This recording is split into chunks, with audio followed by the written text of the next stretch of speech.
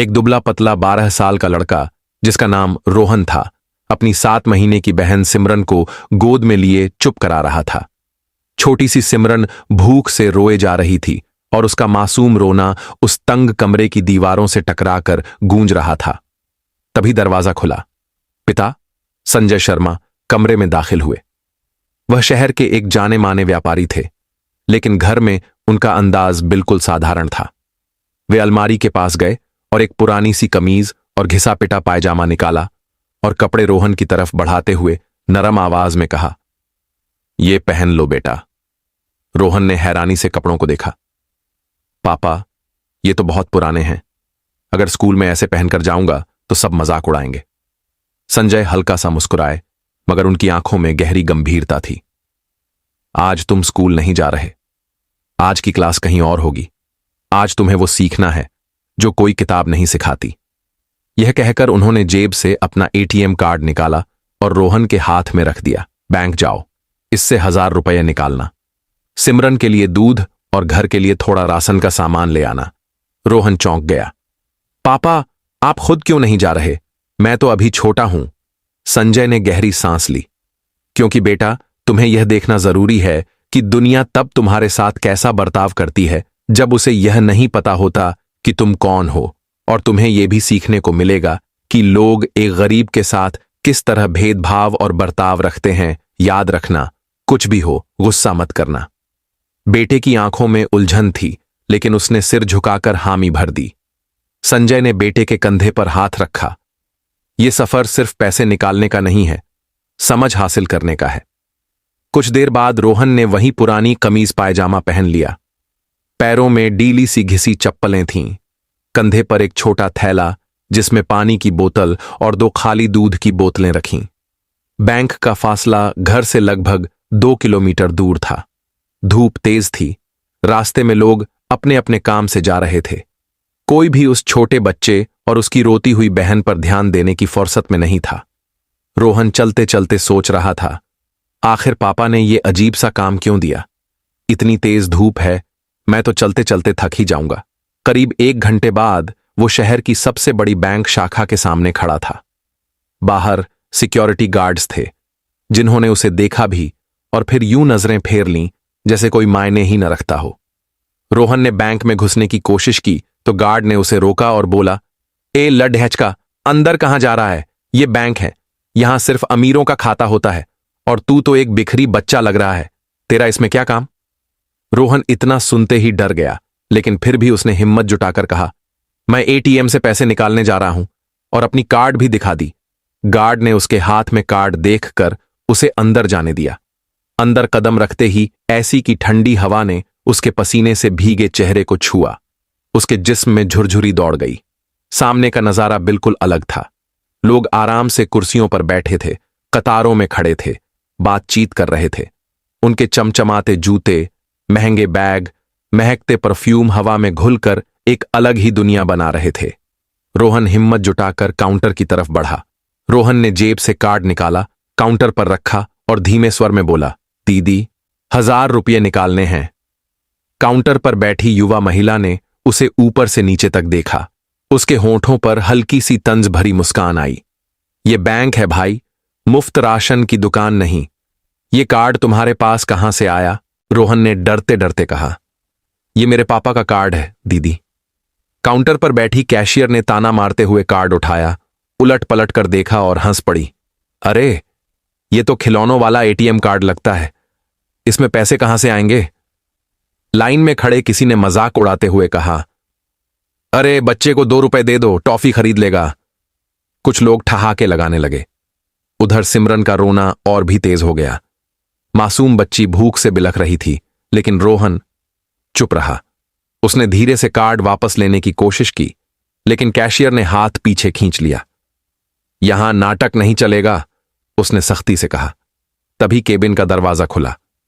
बाहर आए branch manager Manoj Kumar, 40-45 की उम्र, और आवाज में ऐसा रौब जैसे अदालत की सुनवाई शुरू हो रही हो। "क्या तमाशा लगा रखा है यहां?" तभी कैशियर ने तुरंत शिकायत की, "सर, यह बच्चा 1000 रुपये निकालना चाहता है। कपड़े मैले हैं, गोद में छोटी बच्ची है। शक्ल भीख मांगने वालों जैसी है। कहता है कार्ड उसके बाप का है। मैनेजर ने रोहन को घूरा और गरजते हुए बोला, जानते हो ये जुर्म है, ये कार्ड तुम्हारा नहीं है, झूठ मत बोलो। रोहन घबरा गया मगर हिम्मत करके बोला, नहीं सर, ये मेरा ही है, पापा ने दिया है। मैनेजर गुस्से से गरजा, सिक्योरिटी, इसे बाहर निकालो। गार्ड आगे बढ़ा। उसकी आंखों में थोड़ी हमदर्दी थी मगर ड्यूटी भारी पड़ रही थी। उसने धीरे से कहा, बेटा चलो यहां से, यह जगह तुम्हारे लिए नहीं है। मैं सच बोल रहा हूं, बस पैसे निकालना चाहता हूं, रोहन ने गिड़गिड़ाकर कहा। लेकिन गार्ड ने उसका बाजू पकड़ लिया और धीरे धीरे बाहर ले आया। पूरे बैंक में हर नजर उसी पर टिक गई थी। कुछ लोगों की आंखों में हल्की सी दया थी, लेकिन ज्यादातर ने इसे महज एक तमाशे की तरह देखा। पास ही बैठी एक बुजुर्ग औरत ने ताना मारते हुए कहा, गरीब लोग भी ना इज्जत रखना नहीं जानते। ये शब्द रोहन के दिल को तीर की तरह चीर गए। बैंक से बाहर निकलते ही वह दरवाजे के पास जमीन पर बैठ गया। हल्की बूंदाबांदी हो रही थी। सिमरन उसकी छाती से लगी लगातार रो रही थी। रोहन ने एटीएम कार्ड को मुट्ठी में ऐसे जकड़ रखा था जैसे वही उसकी आखिरी उम्मीद हो। पापा की बात उसके कानों में गूंज रही थी, जो भी हो गुस्सा मत करना। पर अंदर एक ऐसा तूफान था जिसे वो चाहकर भी बाहर नहीं निकाल पा रहा था। अंदर मैनेजर और कैशियर वापस अपने काम में लग चुके थे, जैसे कुछ हुआ ही ना हो। गार्ड भी अपनी कुर्सी पर बैठ गया, मगर रोहन को लग रहा था कि दुनिया ने मिलकर उससे उसकी इज्जत छीन ली है। लोग आते जाते रहे। कुछ ने उस पर निगाह डाली, कुछ ने ऐसे देखा जैसे वह अदृश्य हो। दो चार ने तो उसे भिखारी समझकर सिक्के निकालने चाहे, लेकिन रोहन ने मना कर दिया। यह भीख मांगने का दिन नहीं था, यह पापा की दी हुई एक अजीब सी परीक्षा का दिन था। तभी सड़क किनारे एक चमचमाती काली गाड़ी आकर रुकी। उसके शीशे से झलकती चमक पूरे नजारे को बदल गई। गाड़ी से एक शख्स उतारा, काले सूट में, चमकते जूतों के साथ, हाथ में महंगी घड़ी। उसकी चाल ही इज्जत का एहसास कराती थी। वो सीधे बैंक की तरफ बढ़ रहा था, मगर जैसे ही उसकी नजर रोहन पर पड़ी, उसके कदम थम गए। वो शख्स अचानक झुककर रोहन के सामने घुटनों के बल बैठ गया।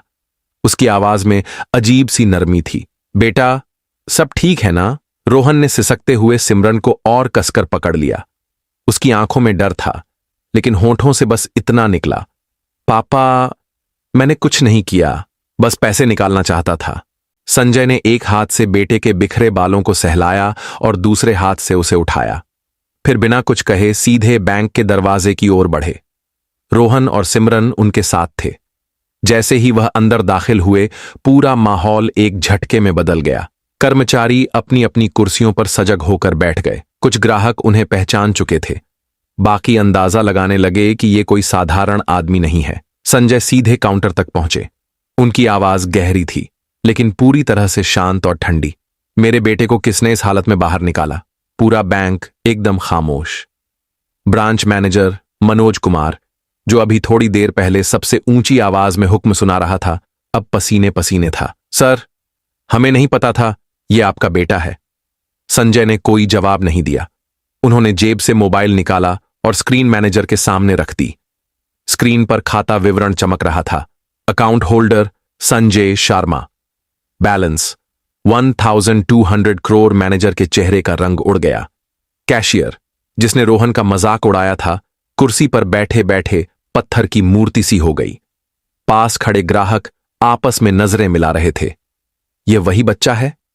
संजय ने धीमे मगर चुभते हुए शब्दों में कहा, कपड़ों से इंसान की इज्जत तय करने वाले, आज मैं तुम्हें एक और फैसला दिखाने आया हूं। उनकी आंखें सीधी मैनेजर की आंखों में गड़ी थीं। बैंक का हर कोना जैसे सांस रोककर बस यही सुन रहा था। रोहन ने पापा का हाथ कसकर पकड़ लिया। उसे लग रहा था कि अब कुछ बड़ा होने वाला है, और वह बस चुपचाप देख रहा था कि उसके पापा सबको किस अंदाज में जवाब देंगे।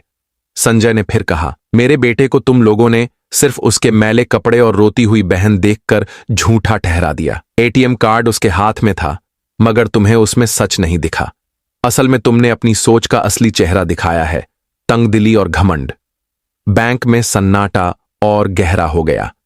जो ग्राहक कुछ देर पहले तमाशा देख रहे थे, अब नजरें चुराने लगे। संजय ने रुककर एक लंबी सांस ली और फिर ठंडी आवाज में कहा, आज इसी वक्त मैं अपने तमाम फंड्स इस ब्रांच से निकाल रहा हूं। मैनेजर का शरीर जैसे कुर्सी से चिपक गया। सर, इतनी बड़ी रकम के लिए हमें हेड ऑफिस से इजाजत लेनी होगी, इसमें वक्त लगेगा। संजय ने मोबाइल कान पर लगाया और बेहद ठहराव से बोले, मेरे पास वक्त है, मगर तुम्हारे पास अपनी इज्जत बचाने का नहीं। जैसे ही कॉल हेड ऑफिस से कनेक्ट हुई, उनकी आवाज और भी सख्त हो गई। 1 घंटे के अंदर पूरी रकम यहां कैश में पहुंचनी चाहिए और बाकी सीधे मेरे प्राइवेट अकाउंट में ट्रांसफर। शुरुआत में बैंक के स्टाफ को बस हैरानी हुई थी, लेकिन जैसे ही खबर भीतर तक पहुंची कि मामला संजय शर्मा का है, आदेश तुरंत ऊपर तक भेज दिए गए। अचानक से हर किसी की सांसें अटकने लगीं। मैनेजर का गला सूख चुका था। कैशियर के हाथ फाइलों में ऐसे उलझे जैसे कोई रास्ता ही न मिल रहा हो। माहौल ऐसा था कि हर किसी को अपनी हंसी तक भारी लगने लगी। फिर भी संजय शर्मा शांत खड़े थे। उनका चेहरा स्थिर था, मगर आंखों में वो चमक थी जिसने पूरे बैंक का माहौल बदल दिया। उनकी निगाहें जैसे कह रही थीं, यह सिर्फ पैसे का मामला नहीं है, यह इज्जत का मामला है, और जब इज्जत दांव पर लग जाए तब दौलत का कोई मोल नहीं रह जाता। रोहन अपने पापा के साथ खड़ा था, सिमरन को सीने से लगाए, मगर दिल में एक नई लहर उठ चुकी थी, फख्र की लहर। उसे पापा की वो सीख याद आई, गुस्से से नहीं, इज्जत से जवाब देना।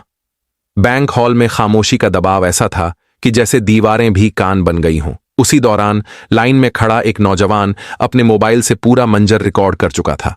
कुछ ही मिनटों में वह वीडियो इंस्टाग्राम और ट्विटर पर अपलोड हो गया। पहले घंटे में ही वीडियो पर हजारों लाइक्स और शेयर। लोग कमेंट्स में लिख रहे थे, यही है हमारी असली बीमारी। धीरे धीरे वही वीडियो व्हाट्सएप ग्रुप्स में गूंजने लगा। न्यूज चैनल्स तक पहुंचते ही मामला और तूल पकड़ गया।